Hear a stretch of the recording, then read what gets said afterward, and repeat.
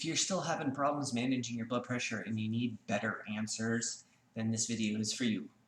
Hello, I'm Dr. James Bogach, publisher of Modern Health Myths, and today we're going to continue the discussion about nitric oxide and how we can improve our levels to help with blood pressure. As a reminder, nitric oxide is a compound that relaxes the blood vessels. The problem is nitric oxide has a very short lifespan. Average estimates are about 1 to 2 seconds, so it really only lasts for seconds. It's one of the reasons why I talk about blood pressure regulation being a orchestration. It's all of these signals going in at a constantly battling for each other. When you use a medication, you lose all of that. You slam down the brakes on our blood pressure's ability to control itself from a very specific way. So to put it another way, every blood vessel in our body has the ability to open and close at any given moment. That the health of that blood vessel is related to hundreds or thousands of factors, and it's very dynamic. It's always changing, literally by the second.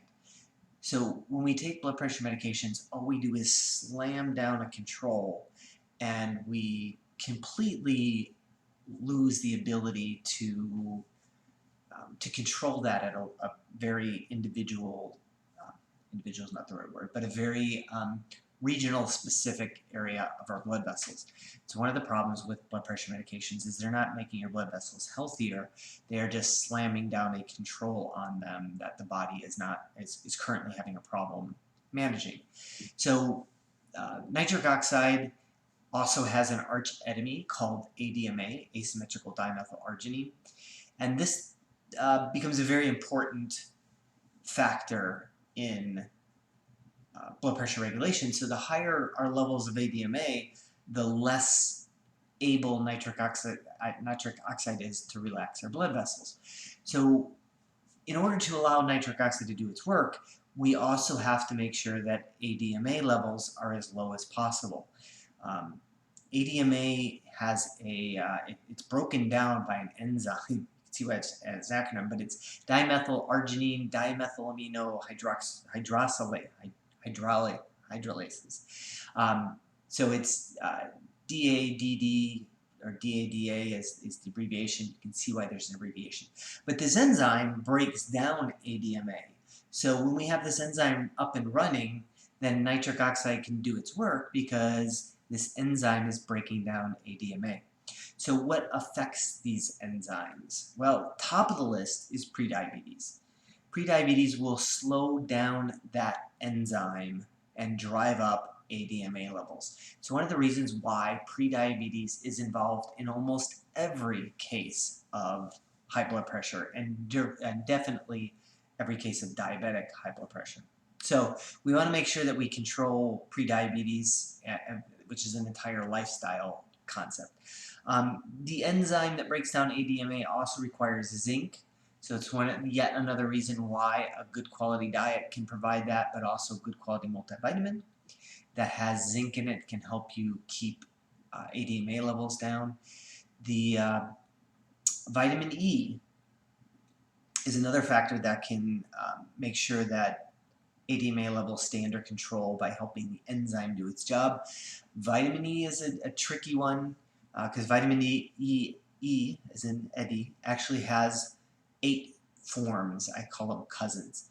And most supplements are actually the alpha tocopherol form, which is generally not the one we want to take to protect our blood vessels. So it's one of the few supplements that if somebody has a alpha tocopherol vitamin E supplement, I will tell them to throw it in the garbage, because when we take too much of the alpha, our really protective ones like gamma and delta will drop in the bloodstream. It's almost like a seesaw. So by taking alpha tocopherol, you may actually do more damage to your blood vessels. So if you're going to do vitamin E, which is a very good idea, you want to make sure it's a mixed tocopherol product. And those are pretty easy to find. They're definitely more pricey, but it is worth the extra money.